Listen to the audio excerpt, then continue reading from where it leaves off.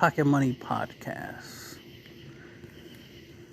You don't have to have millions of dollars because money doesn't really matter that much. But ironically, though, what I'm going to talk about is the idea of not necessarily having $1 million or even $1 billion in one lump sum, like having it all stacked up in a bank account, but spending that much, right? Or at least earning that much. Not the big lump sum, but earning up to that amount. Because a lot of people are focused on the idea of having, a whole entire, $1 million in their bank. Which is nice. If you could do it, you could do it, right? But not many people can do it. Not many people want to put in the time and effort to even, have that much, right? To have that much, you got to barely be spending any money. You got to be doing a whole bunch of stuff to add up to that, unless you can make one deal, right? One transaction where you get that $1 million all at once. So the likelihood of that happening is very slim, not impossible, but very slim. What is more common, what is more likely to happen, is for you to save that amount, right? For you to save $1,000 here and there, if you have the ability to, right? And that can add up to $1 million, as an example. But you don't want to wait until you collected, through all this hard work, all these efforts, right, to get $1 million. Because what you're going to do once you have, let's say you got $1 million tomorrow, what you're going to do, you're more likely going to spend it, right? Granted, if you're wise, most people already have this idea of like, nah, I'm going to invest in this and that, like, I'm going to put money here, I'm going to put money there. Yeah, that's good, but typically your main goal is to spend it. You want the money because you want to buy things with it. You want what you can get with it. Because having the money is not enough. Plus, like I said already, it doesn't matter. Right? Money itself doesn't matter. It's what you do with it that matters. Money itself has very little value. You can't eat it, right? You can't use it for shelter, right? I mean, you could try. You could try to make a tent out of, dollar bills, right? But, realistically, those numbers in your bank account mean nothing. It's when you convert them into stuff like food, shelter, right? Healthcare, whatever, right? Whatever you use money for, right? Netflix subscription, whatever. That's when money has a value, is because of its tradability. The fact you could trade it for something of actual value to you. So too many people, I notice, have a habit of making money out to be more valuable than it really is. It's like money itself isn't valuable. It's what you do with it and your ability to get valuable things with it. And with the fact that money, with inflation, starts losing value, which is ironic considering the fact that actually it doesn't have any actual value. Right, that's for a different conversation. But since money doesn't actually have an actual value per se, right? It's not actually valuable. Why would inflation make it worth less if it's already valueless? So anyway, so the point is that it's what you do with it that matters most. So that's why I like getting a Lamborghini for 50% off, right? Getting a Lamborghini for half price, that's valuable, right? As opposed to paying full price. A lot of people like to show off that, hey, look, I got a Lamborghini. I spent $250K on it. It's like, all right, that's cool. But I'm more impressed by somebody who paid $100K for the Lamborghini, $50K for the Lamborghini. I'm more impressed by that. They were able to get something, that a lot of people like, a lot of people see value in for a lot less money. That to me is more impressive. So I'm not impressed when people spend a lot of money. I'm impressed when they spend less, when they're able to get the things that they want, the things that they need for a lot less.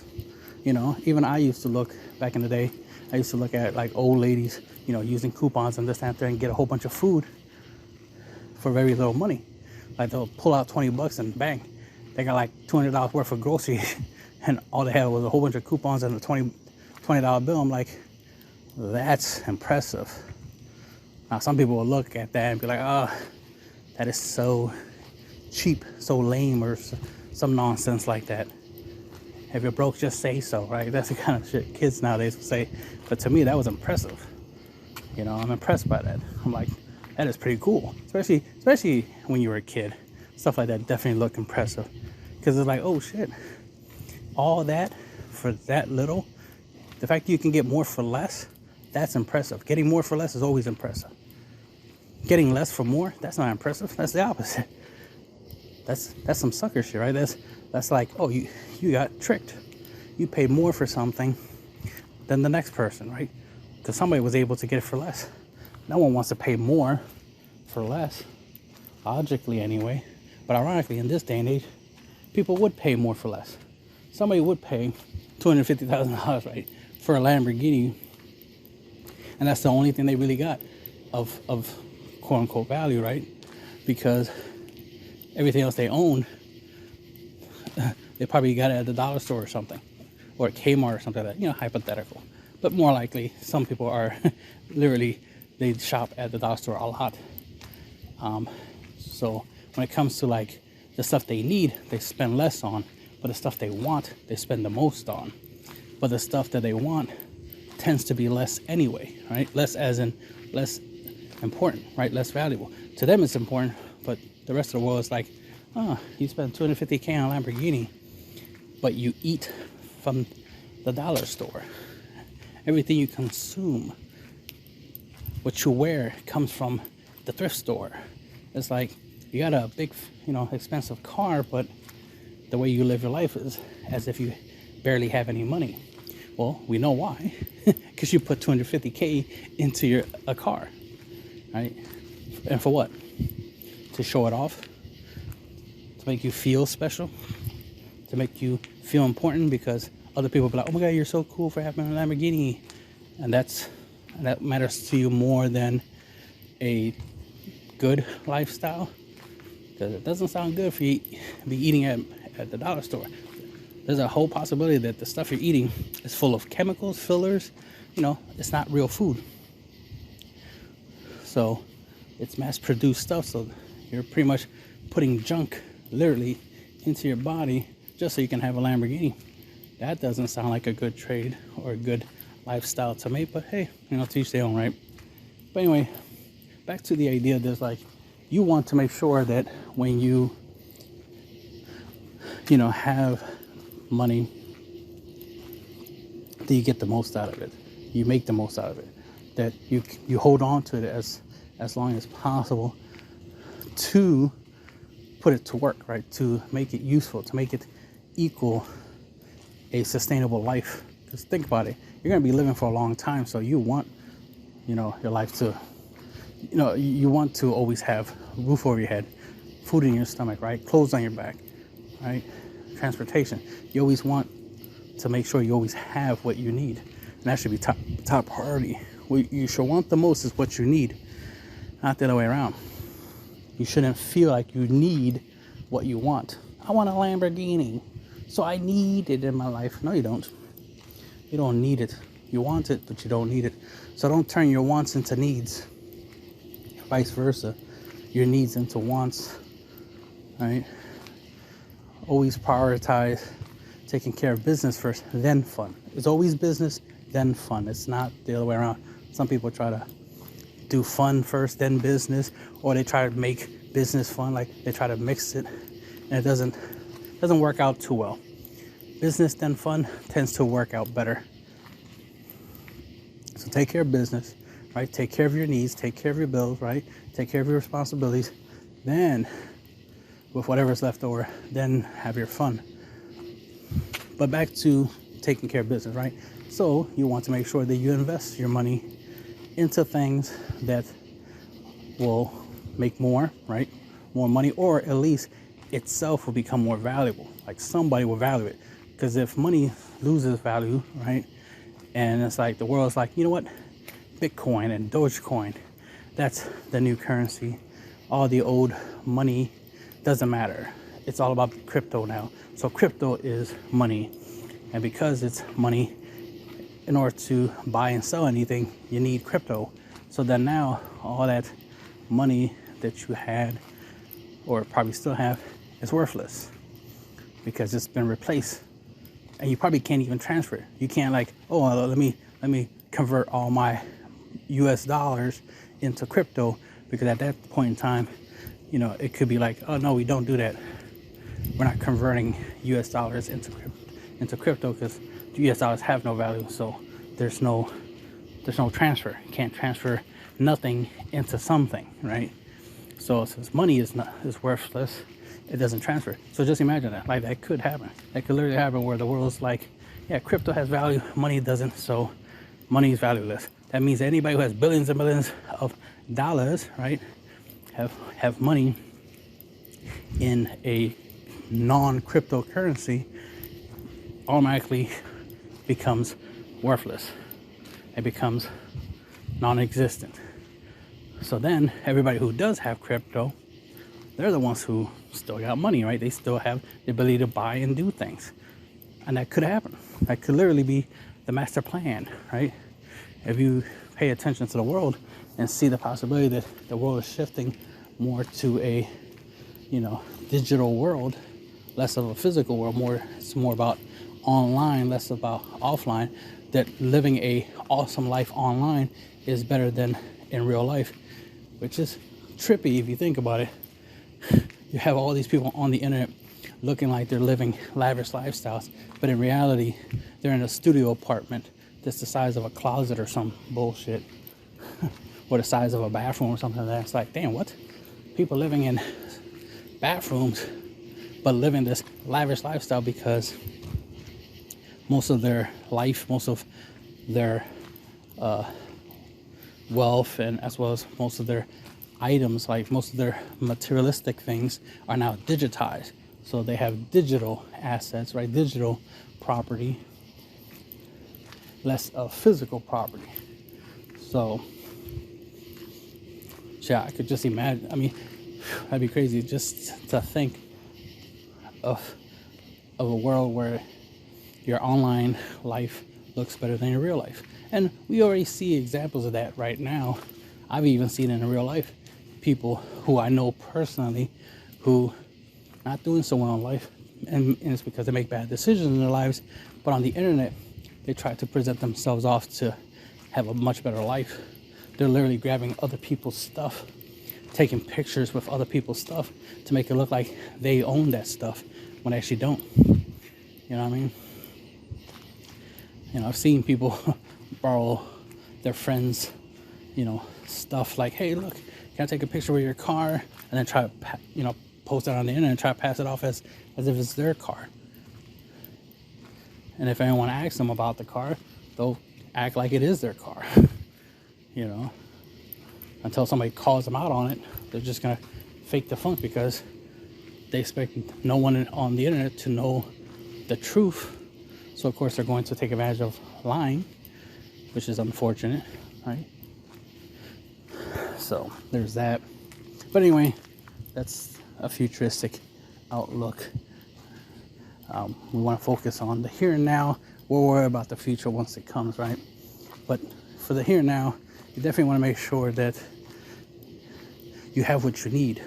If you need food, you want to make sure it lasts a long, long time. You don't want to rely on other people, per se, you know, guaranteeing you food and shelter and protection. You need to take care of your own food, shelter, and protection, right? You need to be first and foremost taking care of yourself, making sure you're self-sufficient, self-reliant. Then, yeah, you can associate with other people, you know, utilize what's available to you in society, you know, Uber Eats and all that good stuff, right? But at some point, when that stuff is not available, you're unable to utilize that stuff and be able to be part of that system, because for some reason that system doesn't want you in it and kicks you out the system, right? Kicks you out of society. Now you don't have access to these things no more. You want to have your own stuff, right? Your own source of food, your own source of shelter, your own security, right? Your own stuff that you have control over and stuff you can rely on, right? So it's all about reliability. So these are the kind of things that I think about, and then I've been working on, because, you know, logically it'd be nice to have a lot of money, but, you know, money itself is not that's important. It's what I do with it that matters. So I'm more interested in finding things that last a long time. Like, I don't like the idea of paying for electricity. So that means if I don't pay for it, I don't have it, which means I can't charge my phone, I can't charge my laptop, right, and go on the internet. So I don't like the idea of not being able to use and have the stuff that I paid for. You know, I paid for the phone, right? I paid for the laptop, so I want to be able to use it. Like, I understand paying for, services like Netflix, for example, right? Internet and stuff like that, and phone services. I can understand and agree with that, paying for it, because I know a lot goes into that. And yes, I can live without it. Don't want to live without the internet and phone and whatnot, right? But I can. There was a time where none of this was available in the first place, and I lived just fine without it. Granted, I wanted to do a lot of things, and I was like, yeah, it'd be nice to have something that lets me connect with the world, lets me do things, helps me get information. Whenever I have a question, I can always find the answer. If there's a problem I want to solve, I can always do research.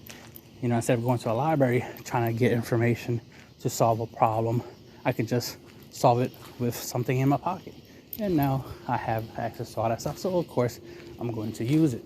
So I will want to have access to it, obviously. But paying for, electricity, even though we have solar power capabilities, we can turn the power of the sun into energy. We can turn wind into energy, right? Momentum into energy, right? We can convert heat and cold into energy. We can, obviously, we can produce electricity, is what I'm saying. That's where I got the power banks and stuff for that, to be able to charge my phones, my laptop. But then, when it comes to growing food, right? It's like, okay, I'm going to need some stuff for that. Obviously, soil, water, right? Seeds, which wouldn't be too difficult because all I have to do is find like an apple, for example, and then I could grow an apple tree because all I need is the seed from the apple, and then I just need dirt, right? Water, sunshine, right? And grow an apple tree. And of course, time is always a thing. So then I just need the time and the place and the seeds. So for an example, so that's why it's a good idea to try to get into learning how to grow things, grow food, right? Whether it be at home or the backyard, right? Like inside the home or in buckets and stuff like that, or in the backyard or on the roof of a building. Because I expect any building, especially a big building, the roof has like a garden, like a farm type thing.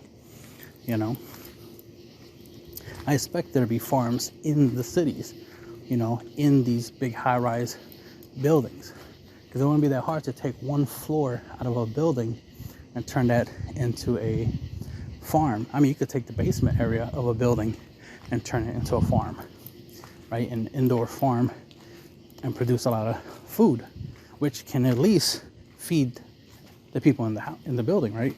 Should be able to produce enough food, to support, the residents in a building.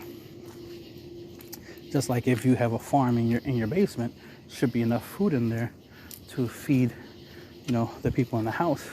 Especially if you make sure that it produces enough for how many people are in the house. If you have 3 people in the house, you gotta make sure you're making 3 times the amount of food in there, so that way everybody can eat. So if you can produce a month's worth of food, right, which is enough for one person, you gotta grow that 3 times. So you gotta produce 3 times the amount that you normally would, so that way you can feed 3 people. So there's certain factors like that you need to take into account. But yeah, you don't want to be, trying to get a whole bunch of money all at once. Not saying that if you have the ability to, don't do it. Obviously, if you have the ability to get a whole bunch of money all at once, do it. But if you can't, or for some people, there are lazy people in this world, if you don't want to put in the effort to get a large lump sum all at once, try to get little by little, right? Try to get some money here and there, small amounts of money. So that's the thing about this podcast right here. It's specifically the idea of like, you want to get a little bit of money here and there and then make the most of it. That way it adds up to millions of dollars. So instead of waiting until you have $1 million and spend it all on everything you want and need, you know, spend up to $1 million, right? And that's one of the two things that I think about a lot. Obviously, making money, saving money, stacking, investing. You know, so I got a lot of, you know, I got thousands of dollars invested. So that, and you know, and they're making me, and that stuff is making me money. So that's good. So I got that going, right? Then I got a job that brings me money. So I got different ways to get money, and then I just have money. Then credit cards is another factor, another layer, right, of something I could use. So if I ever need to pay for something and I don't have access to the cash, right? Plus, it's always better to buy things through credit anyway, because you can pay it back slowly. You don't have to be in a hurry. Like I said, you don't need a whole lump sum all at once to do something, right? That's where credit comes in, because you can just pay for something with credit in one lump sum, like drop $200 on something and then slowly pay it off.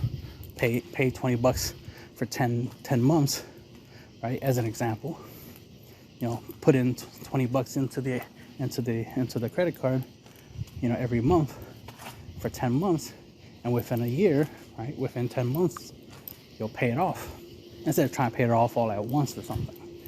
I mean, if you end up in a fortunate situation where you have a lot of money all of a sudden, you could pay off all your credit. I suggest you obviously pay off all your credit. And then if you're going to buy anything, spend money, obviously do it credit, and just keep that pattern going. Credit, then pay for it. Credit, then cash. Credit, then cash. Credit, then cash, right? Because let's say, like I said, let's say tomorrow, suddenly the value of money in general becomes valueless, right? Then that means my investments in crypto, you know, are still valuable, right? Because they're crypto. So they still have value, so I can still rely on them. I can use my crypto for whatever, you know, I need for. And then the credit, especially if credit and crypto are the main ways to pay things if tomorrow money becomes obsolete and it's no longer accepted in the world as currency, only credit and crypto is currency, then I'm already covered, I'm already taken care of, right? So my credit's already doing what it's doing. I use my crypto to take care of my credit, you know, that kind of stuff. So it's always good to try to prepare for the future by paying attention to the present. Also look at the past to see if there's a pattern, right? To see if the current present time is a result of the past. If you see a lot of shady stuff going on in the past of society, right? In history, I should say, right? And you see the current state of the world right now, you're like, no surprise the world is the way it is now because of the past. The past definitely influenced the present, which means by the pattern, something is happening. Something else is going to happen. And I should prepare for that. And this is how people who are known as futurists, these are people who are always thinking about the future, always looking at how the world is going to change. So some people, you know, the fancy term for it, right? Well, the most modern term for it is futurist. The old-fashioned term for it is basically a prophet, right? A visionary, you know, a psychic or something like that, right? Somebody who can see the future, right? But a futurist is just, you know, somebody who's logical, right? Somebody who can understand that, okay, based off of what I've seen in history up to this point, this is a pattern. This is what's going on in the world. So there's a high possibility that this plus this will equal something, right? Will equal certain outcome. So once you understand that, it's not that hard to predict the future, right? Because the future is largely influenced by the past, right? The past and the present, combining into a path, right, into the future. So past plus present equals future, right? Common sense, right? Well, should be common sense. So that's why the idea of like, oh, no one can predict the future. Well, that's bullshit. I've done it many of times, because it just only makes sense that things should get better.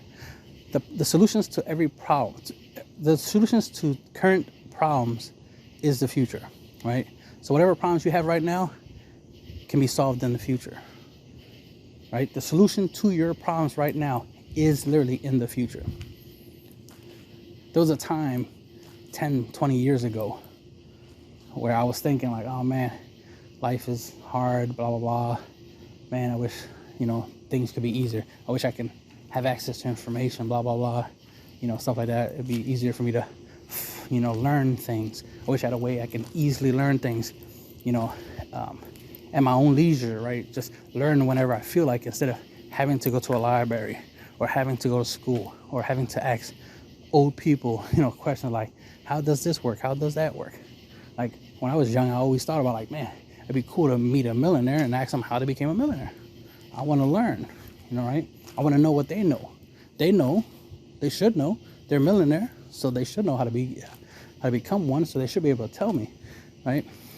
And this is, like I said, way before the internet. So, hearing, knowing what a millionaire thinks, right? A rich person thinks and what they did to become rich, that information was very, very rare, right? Because you had to actually know the person. And the likelihood of you meeting a rich person and having that conversation is very, very slim.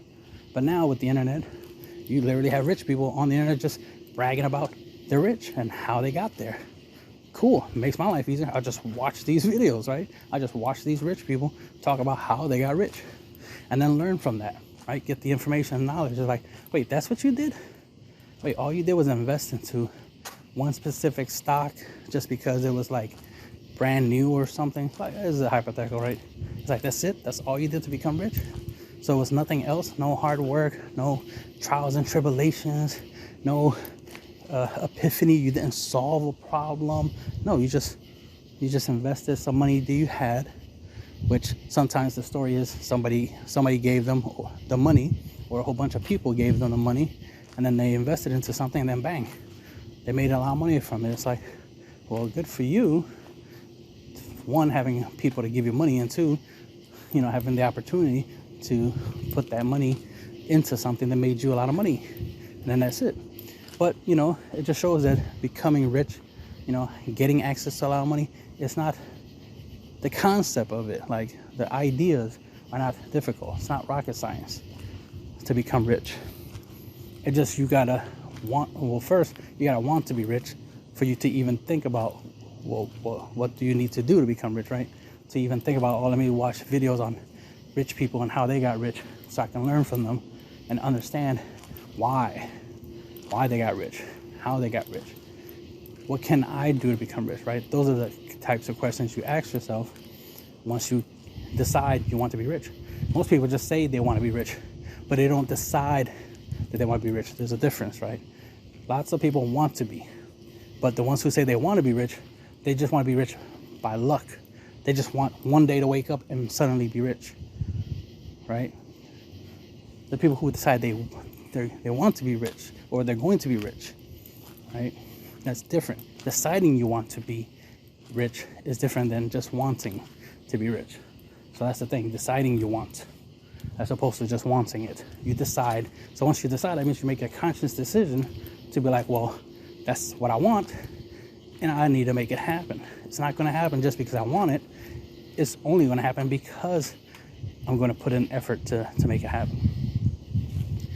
So these are the kind of things that I, think about. It's like, okay, what can I do to make money? Okay, I could do this to make money. I could do that to make money. Like, I have a website that I call, it's Kung Fu Industries website, but one of the tabs is Pocket Money. And on that Pocket Money page, I have information there on apps you can make money from with your phone, websites you can make money, like Amazon, ebooks, podcasts on Anchor FM, like this podcast, right? Make money through podcasting. You can make money through ebooks, make money through music.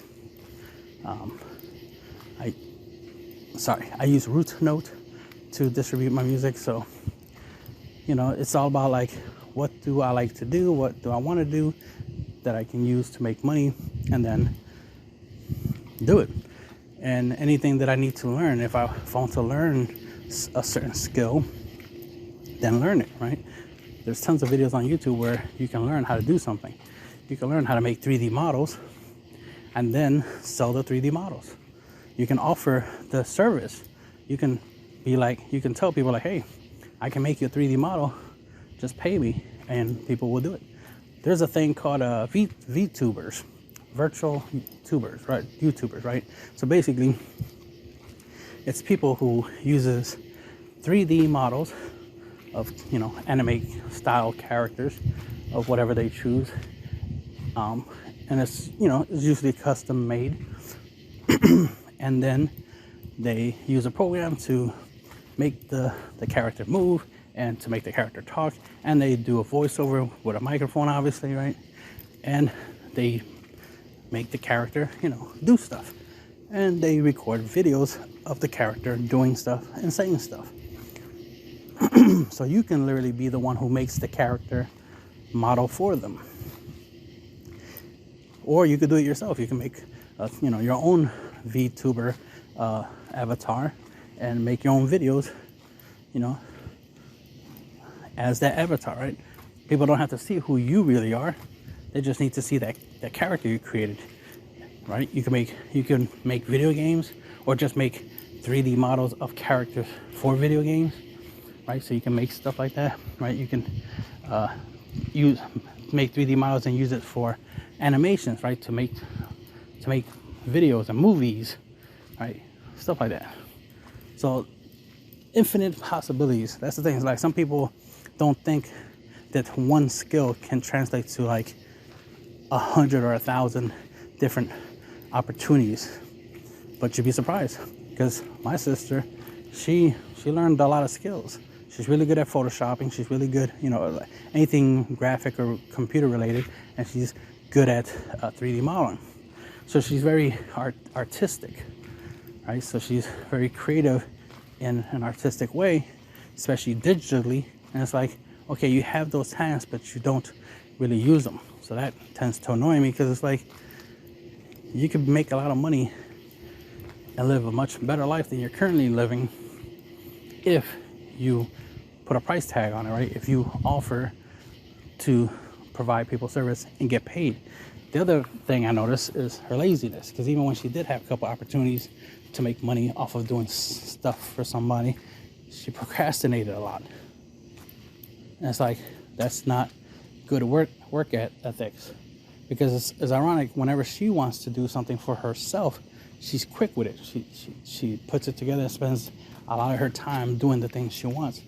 But when it comes to doing something for someone else, even if she's getting paid, she'll still procrastinate on it. She'll take forever. And that's not good business. You shouldn't take forever on something you're getting paid for, because you're getting paid for labor, right? You're getting paid for work. And the faster you finish the work, the more money you can ask for. So that always tends to be a problem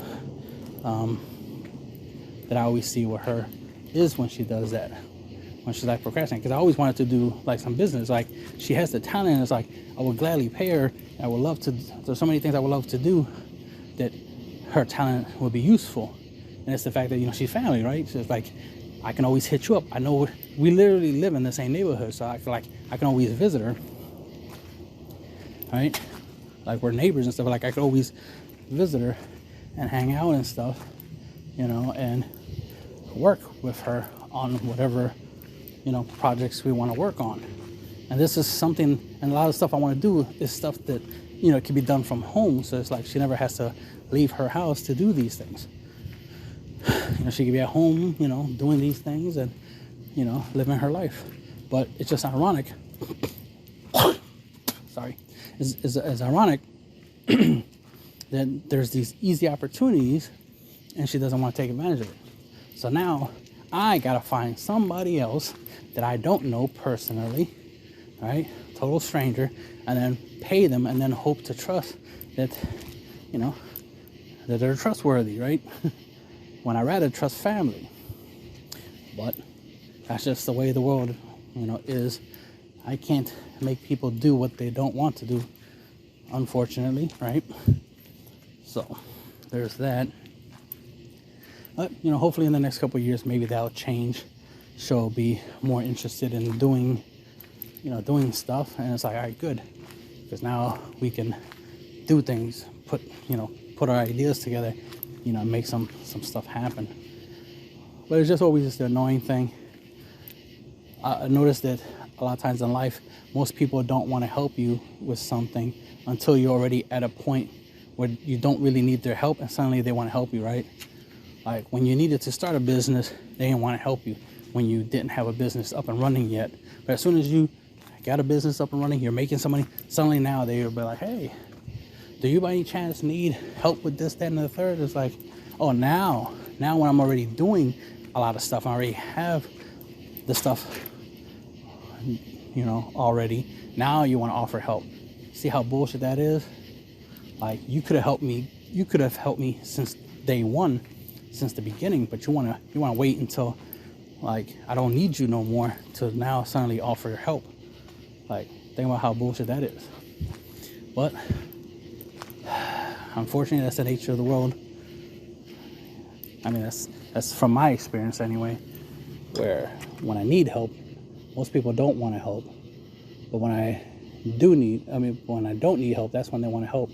It's like, that don't make no sense. That's a total contradiction. It makes no sense. When I'm doing good, it's when you want to help me. But when I'm doing bad, it's when you don't want to help me.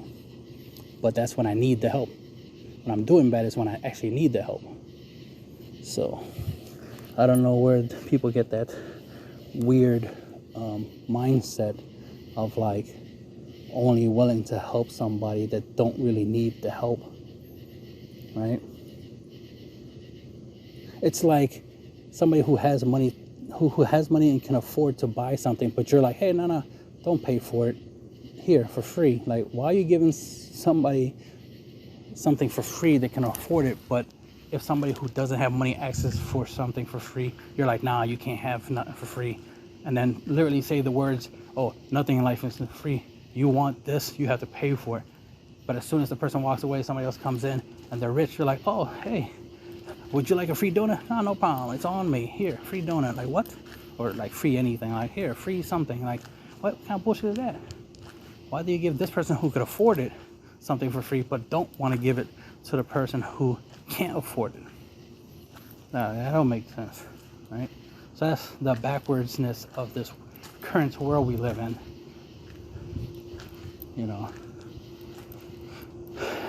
Especially you see people who are rich. Whenever there's an opportunity for somebody to get access, to get $1 million, you always see rich people out here who already have millions of dollars put the hand out, be like, yo, give it to me. Like, what? You're rich. You don't need the money. You don't need the money, so let somebody who don't have it have it. Let somebody else become rich. You're already rich. But it's the backwards mindset. Those who have think they deserve more of that. And they too selfish. That's part of the problem in the world, is selfishness. That's why it's not surprising.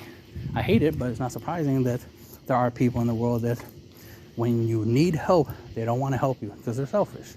But when you don't need their help, suddenly they want to offer help. It's like, okay, it seems like you're offering help now because technically it's not you helping me, it's I'm in the position to help you. So you're offering for me to help you. That's essentially what you're doing. You're offering me to help you. Like when I needed your help before to get to this point, you didn't help me. But now when I don't need your help, I can afford to pay anybody to do what I need to do. Now you want to come to me, but you try to make it seem like you're trying to help me. But in reality, this is a helping you situation. Because you expect me to pay you for your quote unquote help. It's like if you gave me your help originally for free, and then once I start making money and then I pay you back, I reimburse you, right? I pay you, I give you your cut. Make sure you get paid for the time and effort you put in. That makes sense, but it doesn't make sense that, you want to wait until I have the money to pay. Now you want to do stuff and try to make it seem like you're doing me a favor. It's like, no, you're not doing me a favor. You're just trying to take advantage of the situation. And that's not cool. But oh well. So, what else? Like I said, you don't want to be, not that you don't want to be, it's like spending $1 million is the same thing as having $1 million, That's my mindset. That there's no difference from having $1 million a couple years from now and spending it on everything that I want versus me spending $1 million from now till then, right? Now till that point. $1 million is still $1 million, right? Whether I spend it slowly or I spend it all at once, it's still the same. It's still $1 million, right? So that's the kind of stuff that I want to do. Another thing you can do, obviously, is try to lower the cost of living. Try to make it where you're not spending a lot of money, so that way you can always save money and obviously, ideally invest it.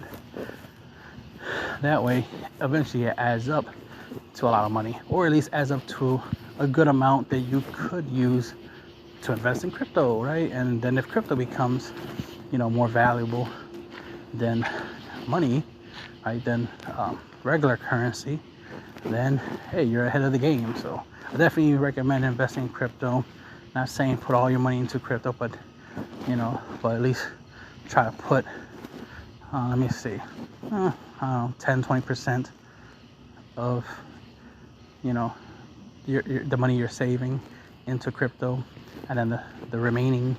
So let's say you put 20% into crypto and 80% into other things, right? Into real estate, into companies that you see have potential to last until last 20-30 years, because you're trying to do long-term investing.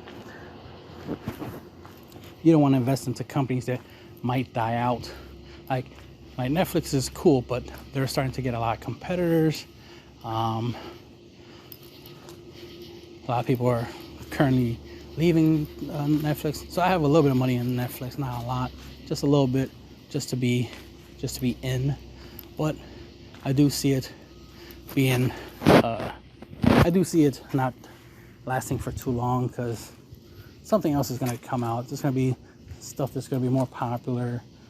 Certain platforms are probably going to be better suited. Like I wouldn't be surprised TikTok ends up being the new Netflix, right? It's already popular as is. I wouldn't be surprised that they start doing, especially now they do 10-minute videos on TikTok. So I wouldn't be surprised TikTok ends up being the new, YouTube essentially, right? Becomes the new, Netflix, right?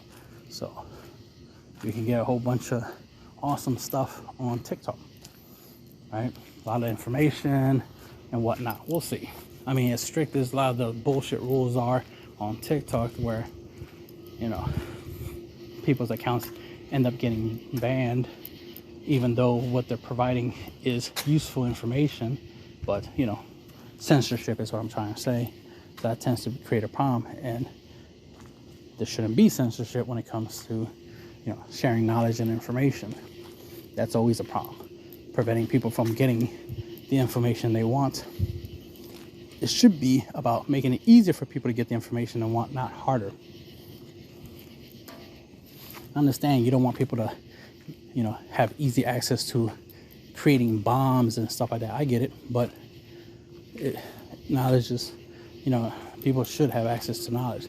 You shouldn't be censoring information, right? I guess that'll be the end of the podcast.